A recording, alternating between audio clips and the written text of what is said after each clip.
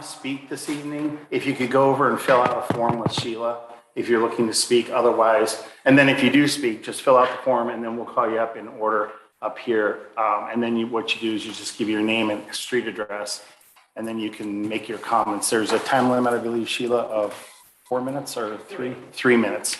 So Sheila will do that. But if you're interested in speaking, please make sure you fill out a form. Thank you.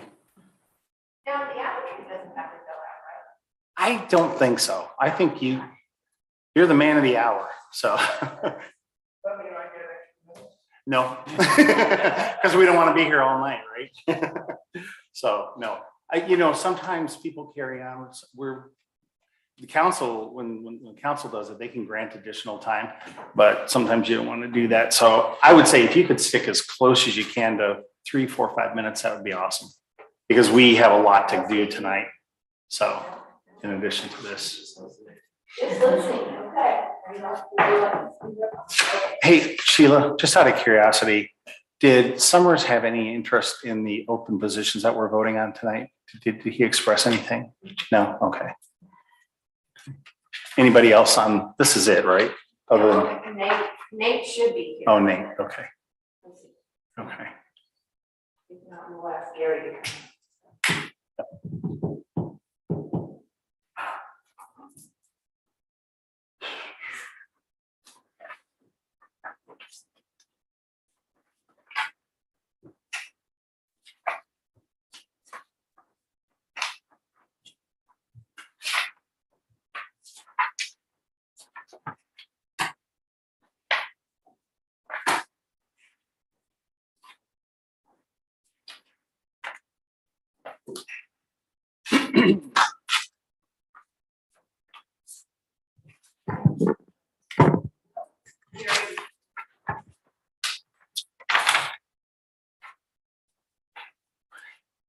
We're good with him swearing in. Everyone's been sworn in.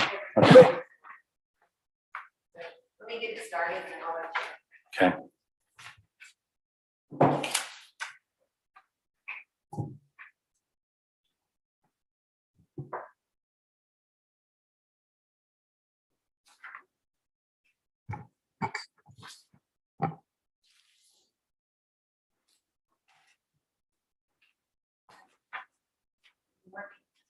Okay. Good evening. The Board of Adjustments meeting for Monday, November 21st, 2022 is now officially opened at 7 p.m. We'll start with public input. Citizens can make comments to the Board of Adjustment during this section of the meeting agenda. We ask citizens who wish to speak on the agenda to sign in the sheet provided on the table in the back of council chambers. There's a 3-minute time limit for each speaker. Pursuant to state open meetings law, the Board of Adjustment cannot discuss or take action on items not posted on the agenda. That basically means if you raise any issues or ask us any questions that's not specifically listed on this agenda, we can't respond to it. Okay. At this time, I'd like to open the public hearing.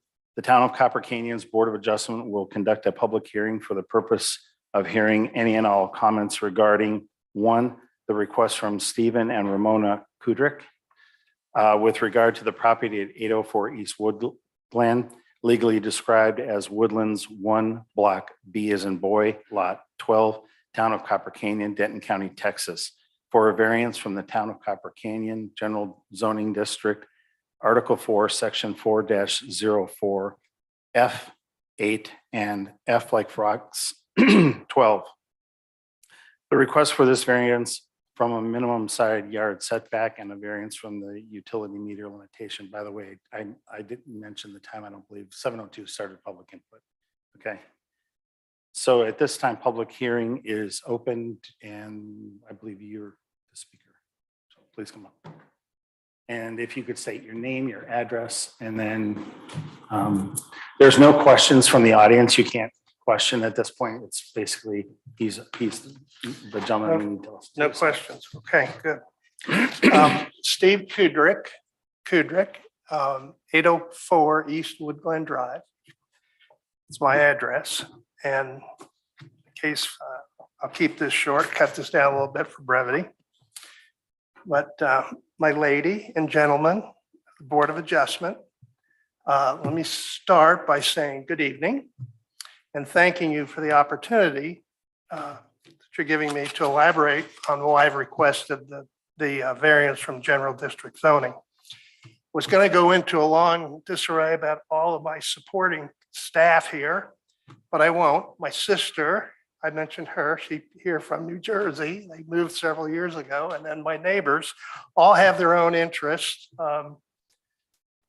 Mr. Remke, I'm sure, is interested because he wants to make sure that what I do is in compliance. And these two gentlemen live across the street, so they get to see what I'm building. And I'm sure that you've had a chance to review the exhibit, so there's no reason to go over that. That speaks for itself. But I did give a handout, which was the plat plan. And if you could just bear with me. This is the plat plan. You all have it in front of you. So what I did, this was originally submitted. This is a plat plan that was drawn by my architect, Mark McReynolds. And if you look at that, you can see that when this was drawn, Mark put in 10-foot setbacks along the side boundaries, and he put 20 in the back. Now, note also that in this corner here, there's a 12 by 14 shed that was permitted and approved by the then zoning committee to put that on the 10-foot setback. So that was approved back by the committee at that time. So, but I've revised this. Mark had drawn this so that the additional building, the garage building, was at the 10-foot setback then required. But I've changed it. I've moved it, and I've moved it towards the existing garage. Now, it's 5 foot, but the 5 foot doesn't really seem like a lot, but the 5 foot that goes closer to the house reduces the area between the. Go ahead. Quick question. On the drawing, when you refer to the 5 feet, are you referring to the square box? No, sir. Here. It's the 5 foot, and I should have probably color coded this. I apologize. It's this area right here. It's the 5 foot closer to the existing building. Right, you're taking the 5 feet from the driveway. I'm taking 5 foot. The original building was set back at the original setback requirement. The town now requires an additional 5 foot. So if I go 5 foot this way, I take 5 foot from the existing garage to where the new one is proposed. And that doesn't seem like a lot, but it requires a 90-degree turn to get into that garage if I have to put it in that area. So let's look at the picture that I just gave you. That's the one that shows picture of the swimming pool. Okay. So if you that was taken by a drone. That's a drone picture over the house. And if you look at that picture, you can see where I've drawn in the perimeter of the garage. And there's a black car sitting, black vehicle, and then the white one that would be outside. And then the second white vehicle that's coming up the driveway, you can see by more to scale that it's very difficult to have that car make a 90-degree turn into the garage. You also see the shed that was on the drawing, and the shed, it's kind of out of the picture, but the shed is actually set with the 10-foot on the 10-foot setback. So what I'd like to do is just, move this 5 foot back towards the original drawing and have that concrete apron allowing the car to make a left turn. And then to further illustrate that next picture that I gave you, this one here has the fence. Okay. This is the fence line that would be behind the garage. And if you look to the left of the picture, you can see where I've taken some orange marking tape and I've outline the perimeter of the proposed building in the location where you folks want it. I'm requesting that that building go 5 feet towards the fence. That would give me additional room to pull into the garage. One thing I did not say, and I'm probably pretty important, I think in the package, there was a letter from Mike and Tansy Paulson. The Paulsons would be my neighbors on the south side. Their land abuts this building, the garage. So clarification, south side, if you look at the house, where's south? South would be where the garage addition's going, on the south part. The south where the fence is. The Over fence here. is, yes, This sir, is south. correct. Okay. So the neighbors that are on the south side wrote a letter, both signed it, and it was submitted with my package, and they basically said, we have no objection to the Kudricks moving their garage the needed 5 foot. Is So- this the neighbor on the side of this fence? Yes, it would be this neighbor. And while we're, talking about the neighbors, in the same, the Svensons, whose house is pictured in, they would be across the street. Okay, that house, what they do is they would be looking, their front yard would look at what I call the cosmetic side of the garage. Is that the house with the tennis court That's the house with the pickleball court. or pickleball court? Okay. I'm looking on Google Earth, so, Yes. okay. Okay, so, but the cosmetic side, and you don't have this, but the architect in his rendering, he drew, it's got brick that matches the house. It's got windows that match the house, shutters that match the house. The original intent for Copper Canyon was to have accessory buildings the garages face the existing building and not face the street. I know it's gotten out of hand. I don't know. I think I can probably count one that I know of that's complied. I want to be number 2. So I got off my notes here a little bit, but there's a tree line on the border. That's where I'm proposing that we'll bring the utility line, because the utility that comes into the house now is over 200 feet between where I am now to get to the garage. That's too far for a sub panel. Any electrician will tell you there's too much of a voltage drop. So there's a utility pole behind the shed, and it's only 60 feet away. And I'm proposing that the power company bring an underground service to the new building, so I have full 200 amps, be able to charge the cars and so on. But so let me close real quick to stay on my time limit. Granting a variance, if you folks could grant me this variance, I can proceed with my project as I initially had planned. If the variance is denied, I have to solicit my architect for new drawings. Design drawings, that's considerable expense to me. Likewise, engineering drawings for the slab. A new design would also change the orientation of the building. I would probably, like everybody else in the neighborhood, put the garage doors facing the street so I could get in. And that changes what I call the cosmetic side of the building. And then that's not as appealing to the Svensons. So I understand the issue that the neighborhood's gotten a little bit out of control with accessory buildings. I see it. I go through the neighborhood. I live here too.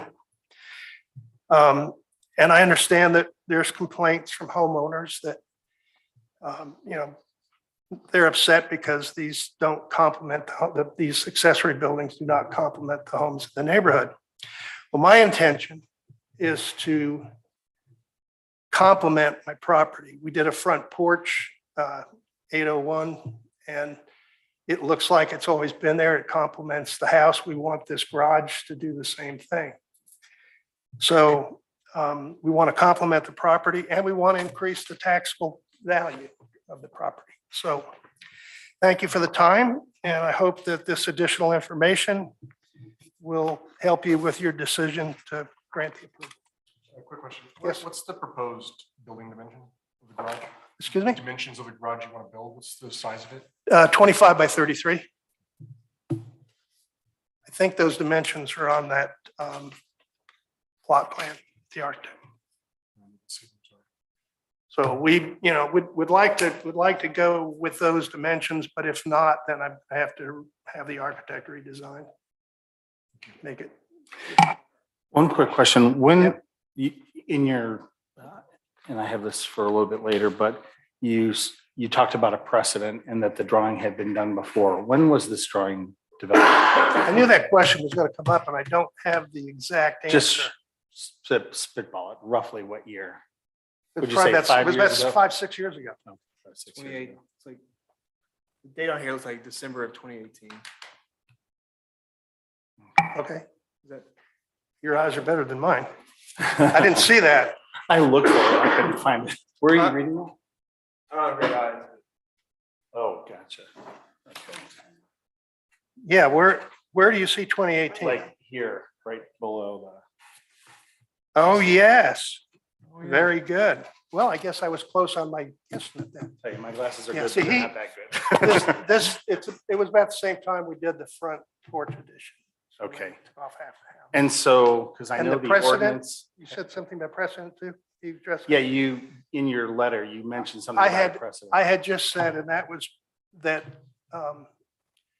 I felt like since the shed was at 10 foot, that no harm, no foul if the back of the garage was also 10 foot off the line. And there's a tree line there. So, and the Paulsons have already said, they're the ones that, well, Mike and Vicky, you might be, I don't think so, but I mean, I can't see, everybody received letters, so I don't think you got any objections. And the Paulsons specifically said they did not have an issue Okay, by allowing me the 5 foot. So I we can- have their letter. We have a copy. Oh, you do? Okay, good. Okay. All right, anyone, are you done? You're done? I'm done, yes. Okay, thank you. Thank you for your time. Anyone else wish to speak for public input, public hearing? Public hearing isn't closed at 7:15 PM. Okay, we'll now move into section 4, actions and discussion items. Discuss and consider and take action on the Board of Adjustments Chair and Vice Chair. That's item number 1. So I will kick that off and forgive me so I can remember everything I wanted to say. I wrote this down, so forgive me for reading on this. Mark Woolston was the chairman of the Board of Adjustments, but decided not to renew his application when his term expired. As vice chair, I would like to recognize and thank Mark for his voluntary service to the town of Copper Canyon. Given Mark's departure from the chair's position, I would like to offer my application for your consideration for the position of chairman, chairperson. This does not preclude anyone else from being nominated or requesting consideration for this role. It's simply me expressing an interest in the role. Actually, that's, if those of you that remember last time, that's how we did, right? I think Mark wanted to volunteer, and so that's sort of following that precedence. By way of background, my wife Dale and I have lived in Copper Canyon for 24 years. Prior to that, we lived about 1 mile away in Highland Village for just over 8 years.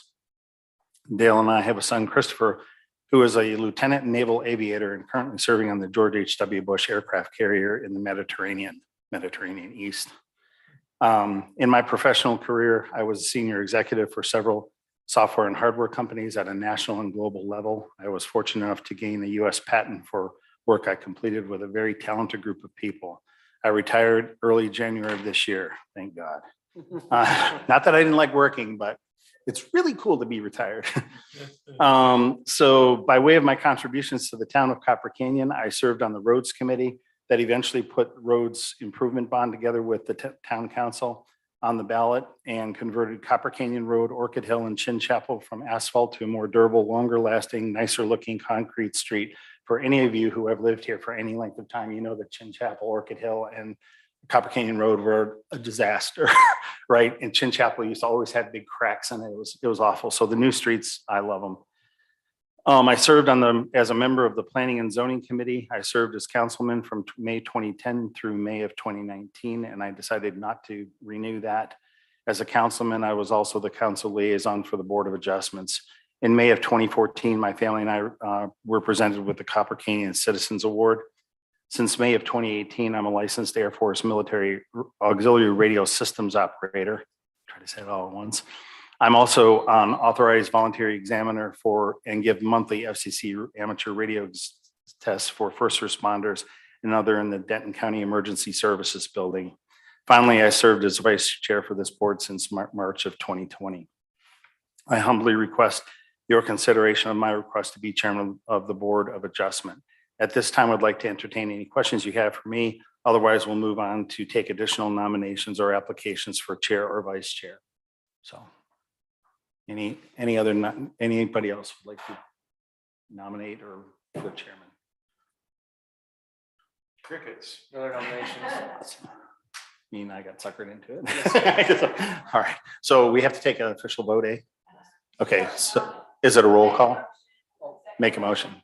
I'll make a motion. Excuse me one second. Is it for procedural, is it a roll call vote or is it just show of hands? Okay. I'm sorry, go ahead. I'll make a motion to vote for chair. Thank you. Motion being made by Aaron Maestas and Catherine Vexler to nominate me, seems self-serving as chairman. Votes, call for vote. Aye. Thanks. Unanimous vote. Thank you very much. Really appreciate it. Okay. Let's begin with the nominees for the vice chair role. By the way, the only restriction are this person has to be a current member of the Board of Adjustments, right? So they have to be on the board.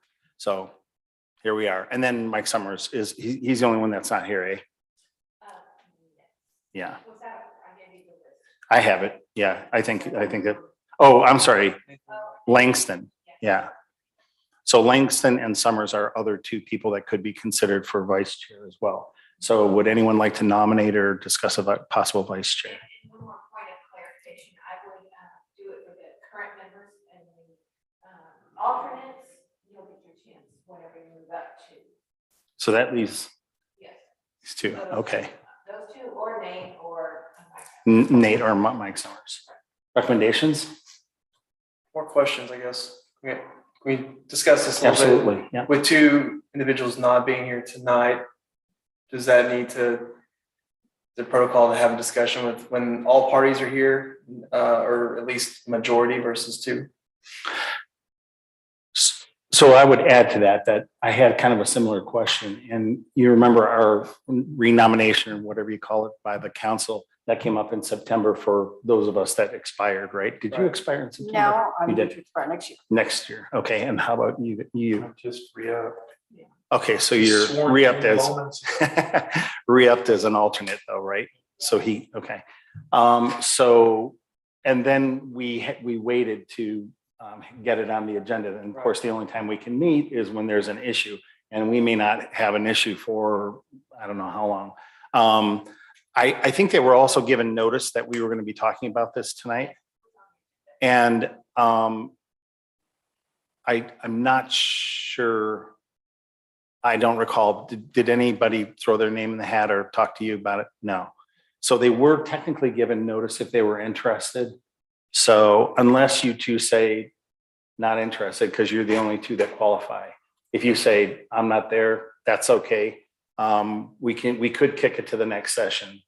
But if I'm not present, then we don't have someone to run. Just like now I'm technically running it because of the fact that he didn't re-up.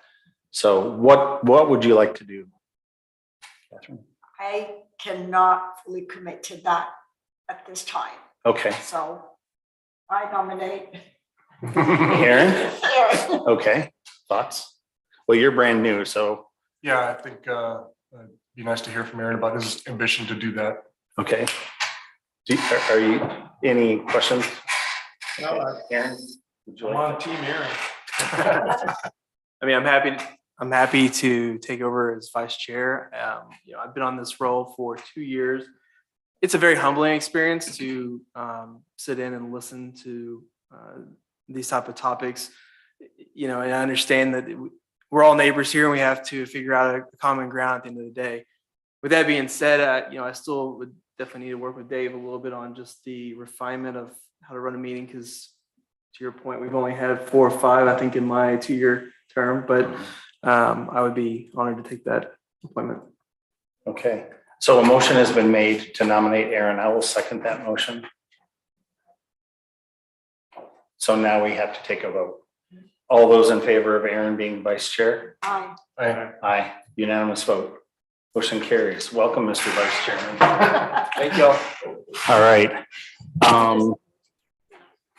The only thing that I would pass on is just brushing up on the what is that course that they offer the meetings, how to conduct the meetings? Parliamentary procedure. No.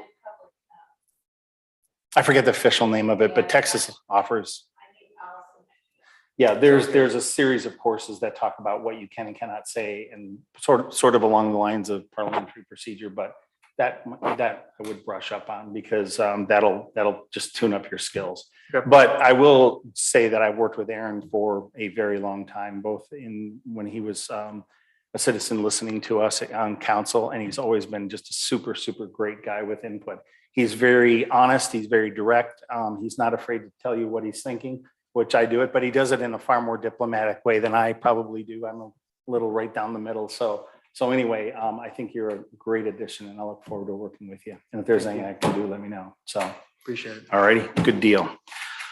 All righty, so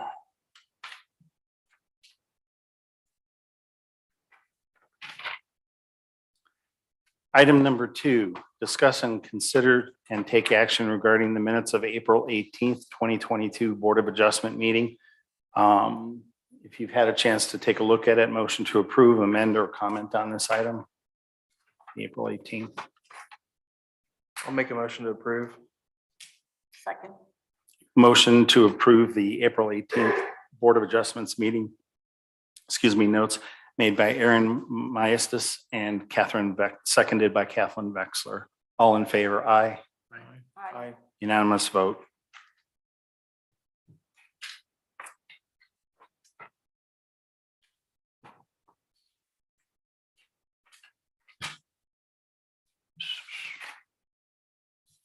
Item number 3, discuss and consider, now bear with me because I have to read all of this language. So you may have read it, but I literally have to read it into the record. So bear with me. Discuss and consider and take action regarding the request from Stephen and Ramona Kudrick with regard to the property on 804 East Wood Glen for a variance from the town of Copper Canyon General District Zoning Regulations, Article 4, Section 4-104, parentheses F as in Foxtrot, parentheses 8, and parentheses F as in Foxtrot, parentheses 12. The request is for the variance from a minimum side yard setback and a variance from the utility meter limitation. The ordinance calls for a 15-foot side yard setback, and the landowner is requesting a 10-foot side yard setback. In addition, the ordinance requires that for lots of less than 5 acres, all accessory buildings must be serviced by the same utility meter or connection and the principal residential dwelling. The resident is asking for a separate electrical panel and meter for the accessory building. So we'll open the discussion on that. Anyone like to begin?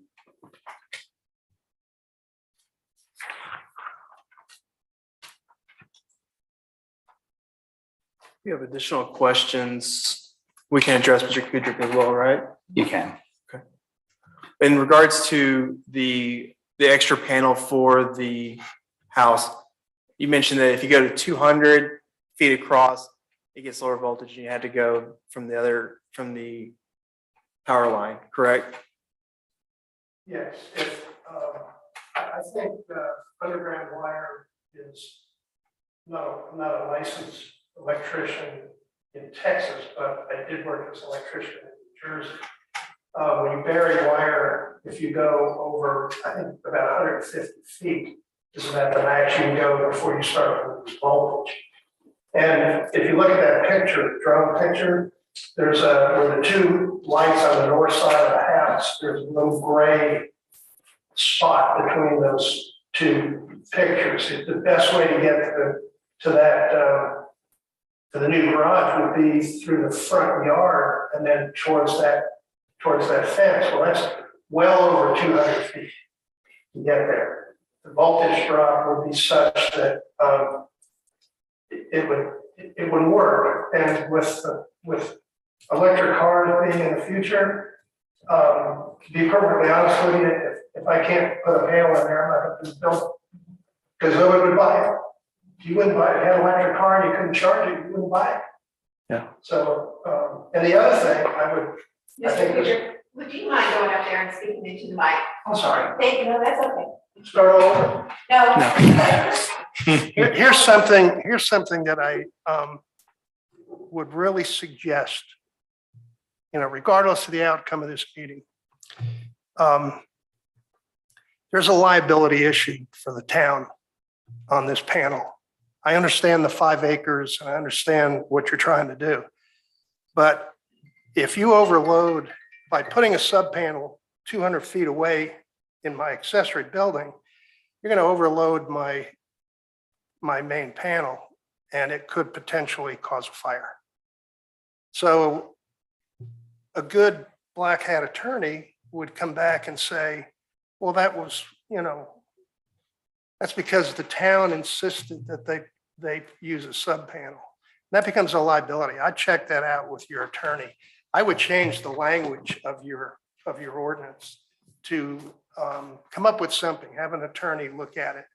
But mandating that you're going to have a sub panel on a building within 5 acres is dangerous. What is it going to be from? Now, is the underground line from this corner to the house, or will that be above ground? May I just come on point? Yeah, absolutely. Or maybe let me do it this way so everybody can see. Because I'm trying to do it in compliance, but it just doesn't work. This is the north side. These two glowing lights or floodlights on the north side of the house. This little gray spot in between those is the electrical service.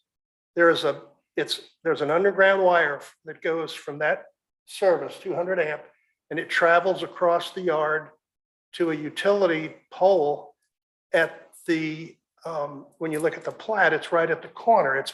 It's the utility pole that would be between the Remkes here and the Kudricks. That's a short distance, okay, for a main panel. To run a sub panel, that means running from your existing panel, another panel over to the garage. And that's the only way to do that. I mean, it's longer to go around the pool. The shortest way would be to come this way across the house, under the sidewalk, under the driveway, and into the garage. We're still well over 200 feet. And it would put too much strain on that panel. I'm not going to do it. I mean, I won't do it. I wouldn't put anybody in the house at risk by overloading my panel. So, does that answer the question? Oh, maybe the other part would be there's 200 foot across here, right? Yep. At this property marker, which would be the Paulsons, okay? This shed, right at the edge of the picture, right at that property line, there's another pole and a utility pole and the transformer.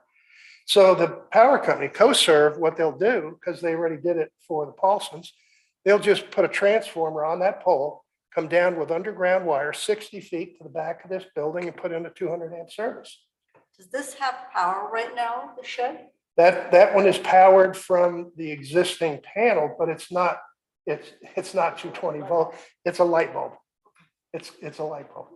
It's just one step above a flashlight.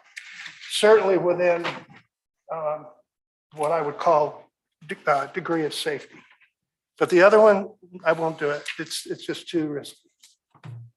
So that might be an agenda item for a future meeting. Talk to your legal folks and ask them if they can maybe change the language a little bit, especially on a 5-acre parcel. Thank you for liability.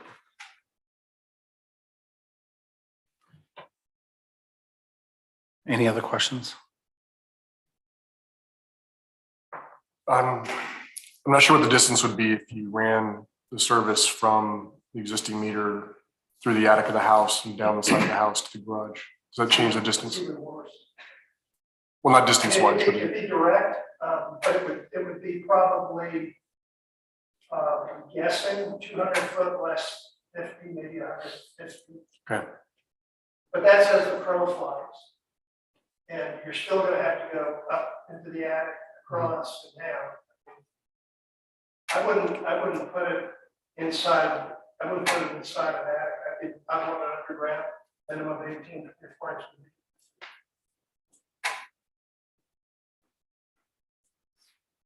Any other questions? So I've made some notes. First of all, just as a formality, the application that you signed, this application had 4 items listed that all 4 of these have to be met. You read those, right? Okay. And any questions of understanding or any clarity or, okay, so you got that. And you know that it requires 4 votes for this to pass, correct? Any questions about that process or procedure? Okay. All right. So whenever I look at these applications, that, you know, the hardship is really the one that allows us the greatest variance of kind of looking at the ordinance and saying, for this case, we could probably say, there was a situation we had not too long ago where somebody was remodeling a kitchen or a shed kitchen or something, accessory building kitchen, something to this effect. It was an existing thing. It had been there for years and years and years. So all he wanted to do was kind of rebuild it structure wise because the building was falling apart. So, but our variance, our law said no, but we had, that building was existing.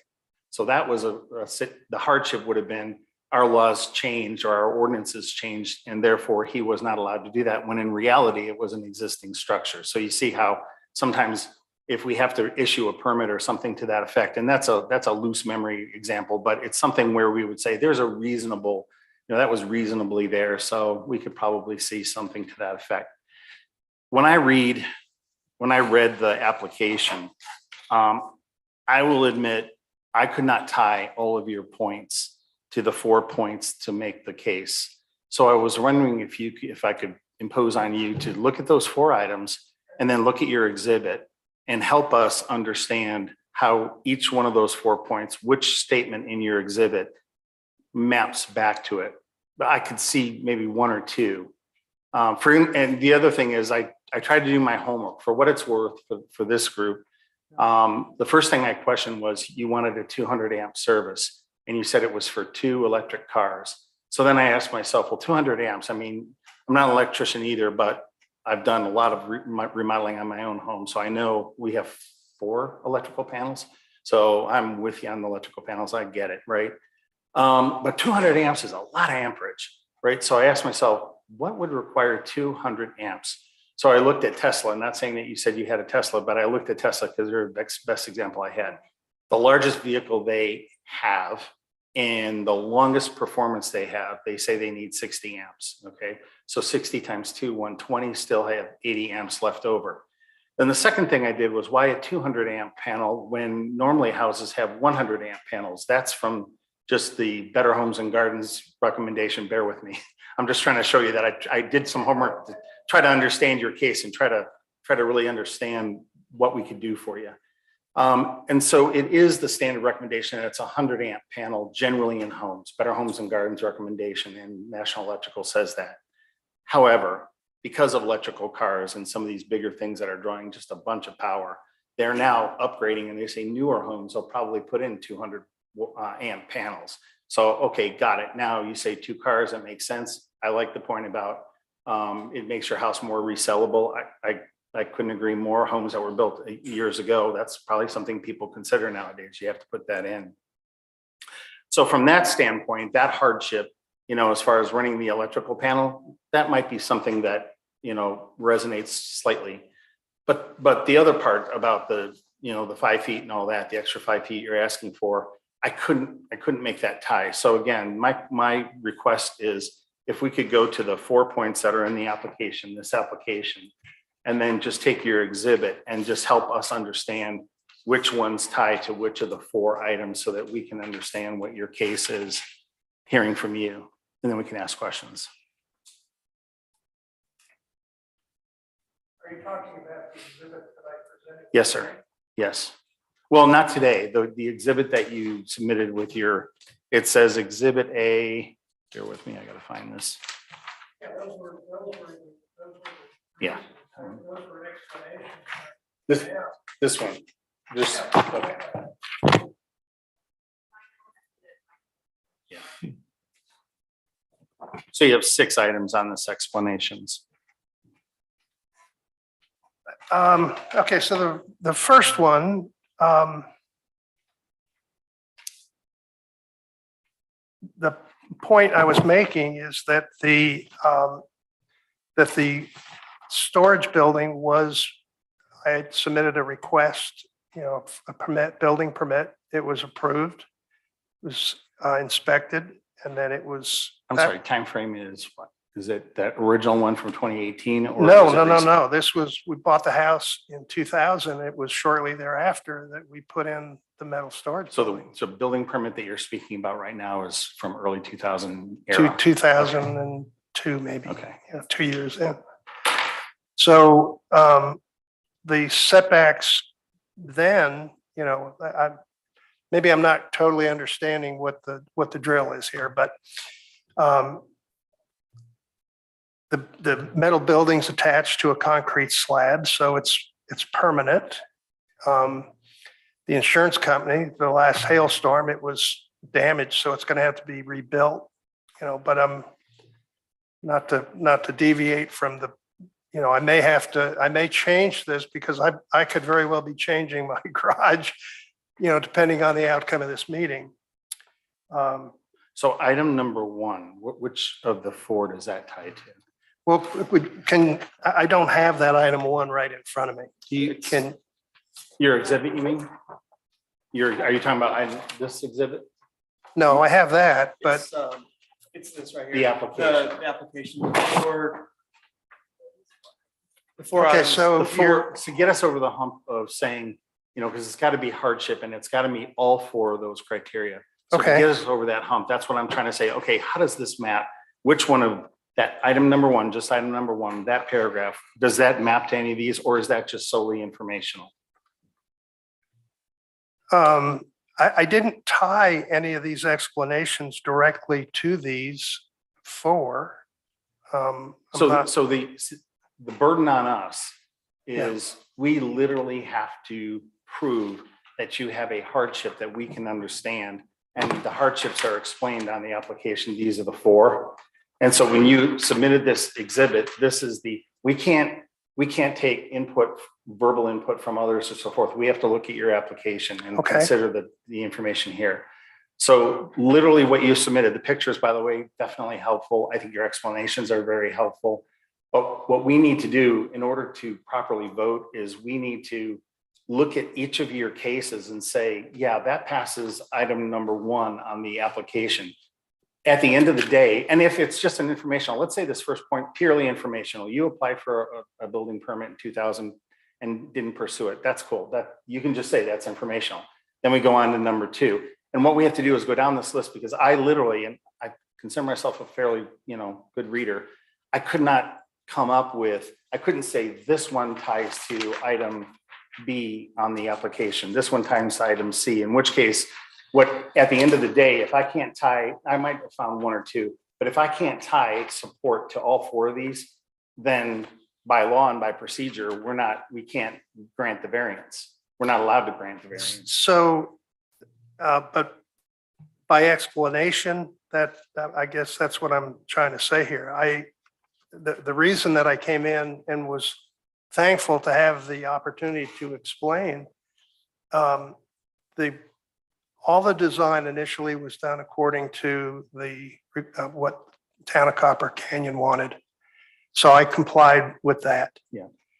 And when it was drawn, it was a 10-foot, there was a 10-foot setback. So the architect and everything was planned based on that building being set at 10 foot. Mhm. The 10 foot allowed an apron to turn left into the garage. Mhm. That goes away. That's a hardship as far as I'm concerned. If it goes away, I have to redesign the building. Yeah. So, but if we wind this back, you said that the initial permit was sometime circa early 2000.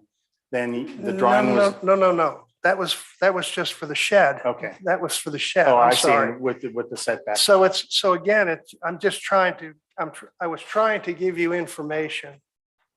And, maybe I've given you too much information, but the point of this is if I could get the additional 5 feet, then I can go on with the plan that I had started Yeah. maybe 6 years ago. Yeah. If you say, no, you don't meet any of these 4 things, sorry, that's fine. I accept that. But I'm going to have to redesign my garage. Mhm. And that means that I gotta go back to the architect, scrub my drawings, Mhm. say, okay, well, now we're going to do it differently. And oh yeah, I'm going to be like everybody else in the neighborhood. I'm probably just going to put the not so attractive doors looking at the street. And, too bad, Wayne and Mike, you're not going to see the pretty stuff that we designed.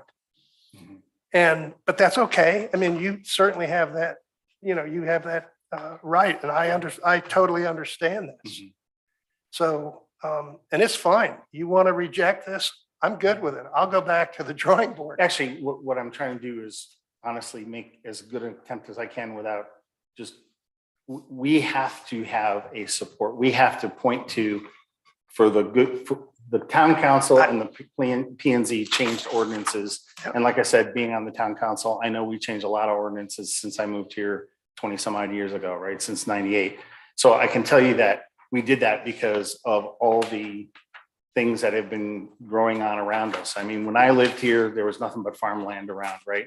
And now it's encroaching. So we created these ordinances, but they don't always accommodate like today's life. We can't say, well, you can pass an ordinance, so you should grant me the authority because I've lived here longer, unless there is an existing, what do you call, not precedent, but I'm skipping the word, where something like I described that kitchen, right? The guy had the kitchen, all he was doing was reinforcing the walls, rebuilding the walls.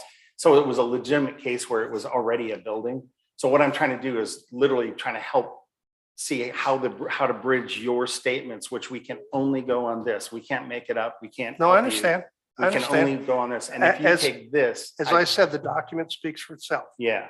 So, when I used the word precedent, it was like it was not necessarily a precedent set for the garage, but 10 foot was good enough at one point in time when the town of Copper Canyon was putting together their ordinances.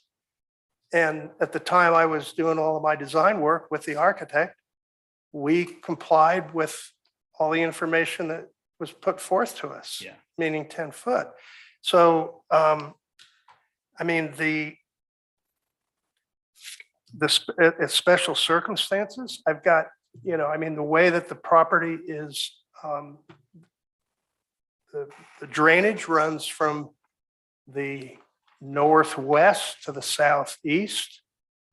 So everything has been designed so that the garage was located to go along that fence line.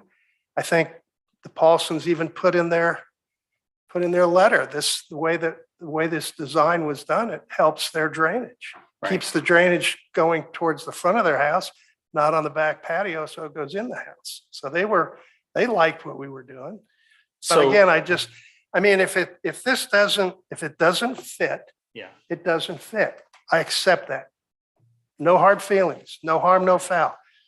I'm just asking if it can be done, please do it. If it can't, I accept it. I think we're honestly trying to reach a bridge, but you need to help us. And like I said, if you read the examples and then you go back to what's required, you've got to meet that burden. You've got to prove the 4 cases. That's the burden on the applicant, right? And that's what you sign, that Right. that you've got all 4 of these have to be met. And what I'm trying to do is say, at least, and I may be the only one, you guys speak up if you want to, but I could not bridge maybe 1 or 2, but I couldn't bridge 4.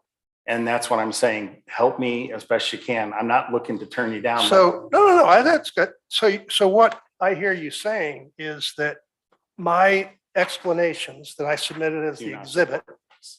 Hmm? They don't support these. Your explanations don't support these. that's right. This is information that's given to you, Right. but not necessarily supporting these. So what else would we go on? No, I'm asking that. Is that what you're I mean, saying? in my opinion, and I don't speak on behalf of all the members of the board, it's just I could not literally go back and say, yes, he's met the burden of succeeding on meeting all 4 certain tests. The fact that you have neighbors' input, that's strong. The fact that they're here, that's strong. That's a strong supporting case. But we can't go, when the town created the ordinance, it was made on the recommendation of P&Z. It was made on the recommendation of P&Z, and I served plenty of years on council to know. It's because people were going crazy with complaints because, as you know, living here as long as you have, you can drive around Copper Canyon and there are some buildings that they're jaw dropping. Yeah. And you just sit there and go, how in God's name did they get away with it? Well, we didn't have the ordinances in place. And as we talked before, when the accessory building ordinance came up from planning and zoning and from the citizens, it was a hot topic. Because some landowners said, I get to do what I want with my land. Another landowner said, well, I get to do what I want. So you had people with 2-acre lots that wanted to build something 3 times the size of their house. I kid you not. And so they put in these ordinances because they kind of said, okay, this is getting out of hand. Since we don't have an ordinance, it's like you don't want to put all kinds of regulations on the residents, right? You don't want to do that. What you want to do is say, we'll live with as minimal as we can. But when things go out of control, like the accessory buildings situation, then we have to start saying, okay, on certain lots, you can only have certain size buildings. We had real estate agents, we had builders, and we got to a point where sometimes the accessory buildings were taller than the house. And so then the neighbors were all saying, what the heck? And even if the neighbor said, go for it, I'm I want to speak my mind and say, that's great. But when you sell your land, the town now has to have land values that have odd shapes and sizes and things like that. So that's why the ordinance were created, and it causes consternation. But at the end of the day, that's the whole purpose of this, is that you have the ability to appeal.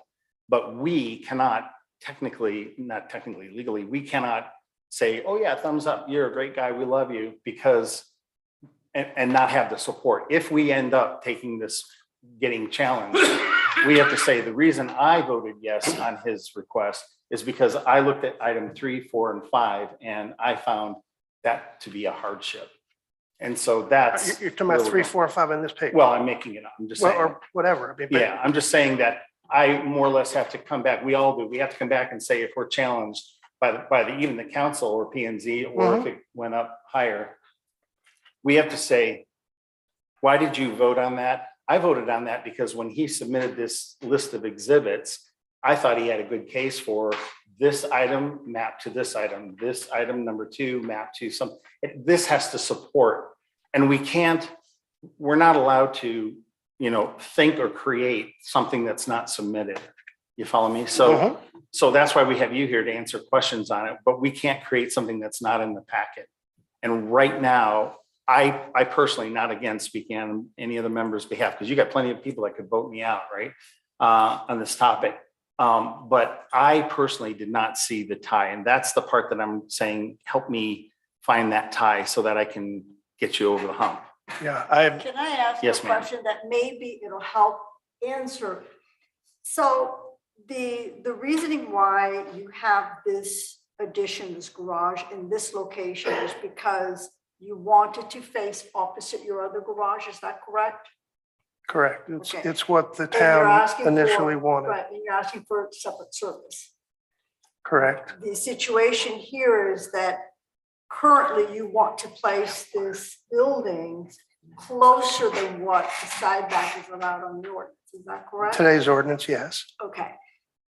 But is it allowed to have, I know that you want to do the right thing in the right direction, but is it allowed for the building to have a front-facing garage? Meaning, In other words, if this building was turned this way, would that be allowed under the ordinance currently as written in proper terms? I know you said, well, there's all these front-facing garages and I want to do it Yeah, right. well, yeah, I mean, and thank you, because that's exactly what I'm seeing as a neighbor. Everybody that I see building garages are building them facing the street, which I was of the I'm impression trying to understand what it is that you that trying to tie with. yeah, the Copper question Canyon is- wanted the garages to face each other. They didn't want garages facing the street. So those, Maybe the I'm- reasoning, there is no water coming across here that you No. can't build it in a certain way. No, I like, I submitted all if that. you Yeah. had to come back, if, Flipping the garage? I'm just asking, because obviously you have a turning radius that is becoming an issue by Mhm. having it too far forward. Yes. And if the town can't go closer than that 15 foot, have you searched for other options to still accommodate? I'm trying to find a No, no, happy I- medium so and- that and you I- can have what you want Yes, in your property, but yet the town has to, but we can't give you those answers. Oh, You no, have no, to no, bring them to us. right, I understand. I was under the impression that the town of Copper Canyon wanted the garages to not face the street. Now, if you don't care, I can flip this thing and we're good. The only issue would be the electrical service. And the turning radius goes away if I, that's a moot point. So. If the electrical service is an actual issue because of the distance, would that be the hardship that the board is looking for? Well, it would be, it's kind of a split because he's asked for two things, right? He's asked for the electrical, which would be different than what we're currently authorized, right? That probably, let's just say for example only, okay? Yes. Because of the way the configuration that he explained, which I thought you did a really good job with that. And again, from my own experience, I know that's why we had to do all kinds of gyrations with our panels. So I get that could be a hardship.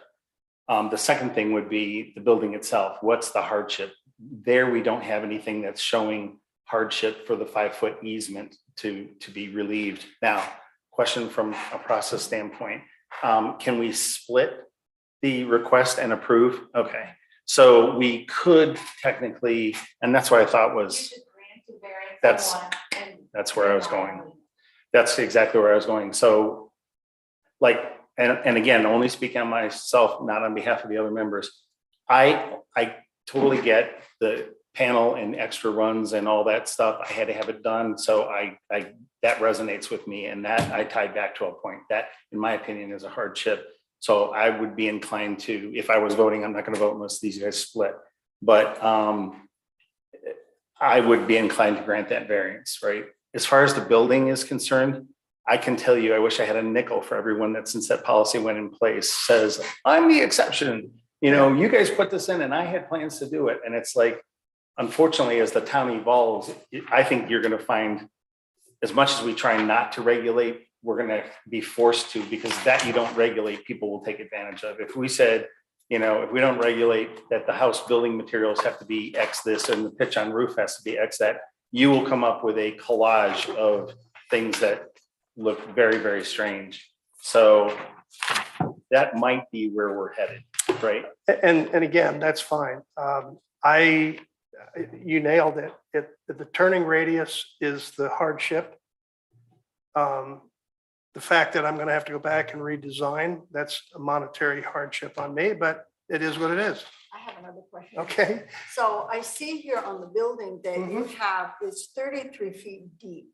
Correct. And it appears to be based on your drawing that there may be a workroom or Storage area. or whatever on the back end of it. Again, if the building was shorter, you would still comply within that 15 foot. Yeah. And maybe your storage could be on the north, on the west side of the Yeah, building. I've looked at that option. And that maybe could help the side yard situation where you can still Oh, move yeah, the no, building no, back no, and I'm, have the turning radius. I'm just looking for You're- solutions for you. I've already looked at that because I'm, if this is a hard and fast rule that it's going to be 15 feet, then I'm not going to rebuild that shed on 10. I'm going to put it where it needs to be. When I rebuild it, even though it's a concrete pad, I'll move it. And I'm exploring the possibility of putting the storage on the west side, which eliminates the apron issue. But from a cosmetic standpoint, I don't necessarily like that. Yeah. My only recommendation, having heard a lot of these over the years, Mhm. if you do something with that shed that was already there, that was permitted in, and if you, and I'm double check with our town attorney and maybe with the town, because if you take that concrete pad up and you move it, it technically constitutes a new building, in Yeah. which case the new rules apply. Yeah, no. Okay, I just want to make sure. I would I don't do want you to that. get caught with No, something I that, understand. you know, I know it's grandfathered in now, which was kind of like where I was going, saying, if it stays where it's located, It but if stays you where blow it's- up that concrete pan and you take away that building, then it's my understanding, and again, check with the town attorney in the Yeah. town, but I'm pretty sure that qualifies as a new application, in which case it would get denied on the existing variant, the 10-foot variance. You follow me? yes, it would be. I just want to, No, yeah. I was all over that. if it's a remodel, then it It goes on the existing slab. Right. So just, yeah. No, All right. I'm good with everything and thank you for, the points. We were going around in circles. I wanted to get to a point where we could just Yeah, move on to the next. I mean, slide. I have an issue and if it gets denied, I'm good. No harm, no foul. Okay, so I just want to ask, any other statements or any other ties that you can help us with the four, or do you understand at this point, at least from my perspective? The only thing that, if, hindsight's 2020. Yeah. I think I would have spent more time knowing now what you are looking for and making the ties. I would have given less explanation and more direct tying with input to what's on the application. If you, would you have to pay for another fee if he comes back with updated documents? Start over. Here's a thought, and I don't know how much you would want to do this on the fly, but what if you read A and then he answers it? B. That's what I had proposed, but I didn't think, we can do that. We can go back to the application and I could read. Otherwise, you can reapply and it's just another. And by the way, people that have been turned down before on the second application got accepted for what it's worth with this board. So it is possible, but the key here is to go back to the application and make sure that you can stand up. Make sure. that you can just tie each one of those four items. You've got to tie an explanation for what's the hardship on one, item 2, item 3, item 4, and your exhibit. You were headed in the right direction, but it doesn't meet the burden. And that's, I think, where we would struggle. Okay. Because we have to show that. So if you want to try that again and you feel like you can, it helps to have the neighbors in here. It really does, because I think maybe 2 out of 3 are wanting to build accessory buildings. So there's a self-serving interest. Okay. Well, I'm just the guinea pig. Yeah. What would you like us to do? Where would you like to go? Would you like to pursue it and have us vote, or do you want to withdraw, or what would you? No, like? I think you should, if I understood that you could possibly vote on the electrical and not on Oh, the yeah. setback, then, because here's the thing, I can redesign and go forward with my project. But if you tell me that there's no way that you're going to get an electric, and a 200 panel is normal in the house today. It is kind of crazy because LED doesn't use power, but I wouldn't put in anything less than. Yeah, when you said if we didn't grant that wrote it, I knew that was a make or break, but Yeah, to me, that is genuine because we are increasing. Yeah, no, I mean, Electrical demands, if it can be split, if you can approve one and not the other, I'm good. Okay. I can redesign. But if it's, if it's has to say we reject both counts, then No, you could- Yeah. I listed them separate. Yeah. You just asked for two different things. Okay. If there was the electrical is the only thing that stands on the table, but if the gentleman decides to redesign the garage to meet the side, is that still a new application? You would have to go to You a wouldn't have to variance. ask for variance. So if Right. it went to There's it no wouldn't be a variance. variance. I just do new. Yeah, We if you get- went to a 15, there's no setback variance. He'd Right, get so the there's no need to apply for the Well, setback. if No, you but he meet has got to that. apply for a building permit. Of Right. course, Yeah, yes, but so- it meets the ordinance. If it meets the ordinance, there's no reason to come back Yeah, here. we wouldn't be here. Right. But the electrical is still an issue. Yeah, which he we would can have to come resolve. back Right. If we don't resolve You it can tonight. Correct. resolve the electrical tonight and I'm good. Okay. One way or the other, could be no or yes, I don't care. Just a Okay. question, electrical is, has CoServe approved the plan to do that with the variance? I would say that CoServe did the same thing at my neighbor's property, so I don't see why they wouldn't do it again. With the secondary meter? Now, I don't necessarily want to do that. I wish I could do it without a secondary meter, but I don't see any way to do it. So I'll have two meters on the property. Get two bills and hopefully don't get minimum usage. on I've got two meters on mine. They put it in one bill. They'll give you one bill. Well, how'd So, you get that done? I don't know, but we do. Now, Maybe my maybe wife we pays can the have a bill, so sidebar maybe meeting. my wife will tell you, no, she's sitting in there. She said, I pay the bills. That's not, I think it's combined for us for what it's worth. Same address. Yeah, right. Well, I was Right. told that you get two bills. Two bills? Okay. My wife It would doesn't know. matter. I would have to defer to her. Yeah, it doesn't matter. So, Okay. but- All right. So do I have a motion to, thank you very much. Thank you. First of all, do we have a motion to split out from the request of the electrical? Specifically, do you want me to reread this paragraph?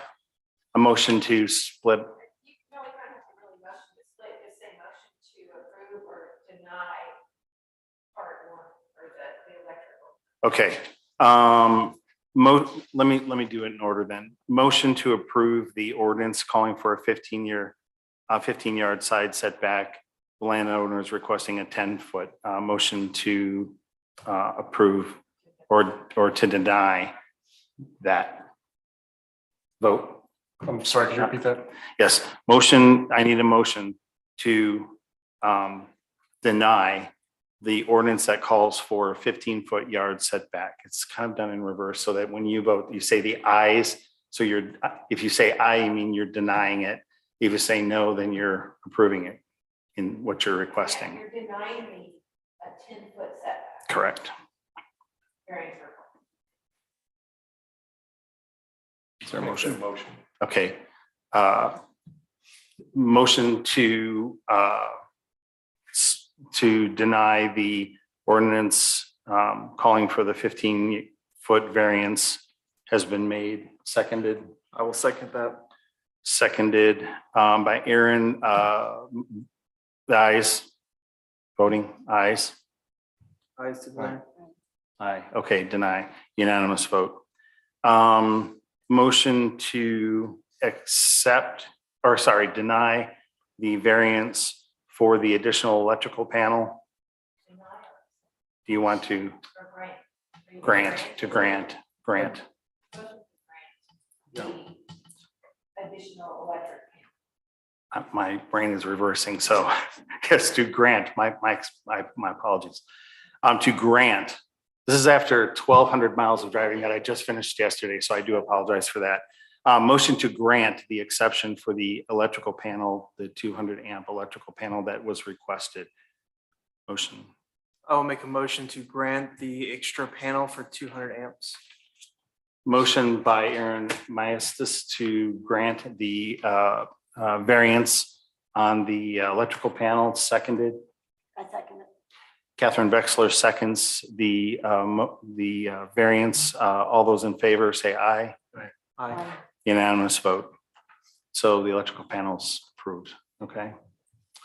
Any other comments, questions before we adjourn the group? Okay, motion to adjourn. I'll move. Motion by Paul Dietz, my ex-neighbor, who I'm sorry, you can tell I'm really getting it. I'm still in California time. Motion by Paul Dietz to adjourn the meeting, seconded I'll second by that. Aaron Maestas. All those in favor, aye. Aye. Unanimous vote, adjourned at